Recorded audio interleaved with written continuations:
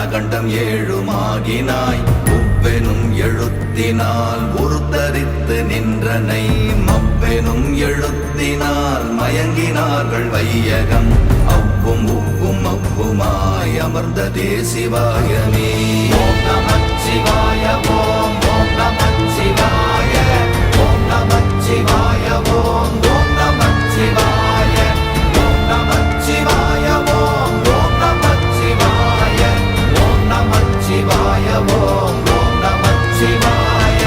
மூன்று மண்டலத்திலும் முட்டி நின்ற தூணிலும் நான்ற பாம்பின் வாயினும் நவின்றெழுந்த அச்சரம் ஈன்ற தாயும் அப்பரும் எடுத்துரைத்த மந்திரம் தோன்றுமோர் எழுத்துளே சொல்ல வெங்குதில்லையே.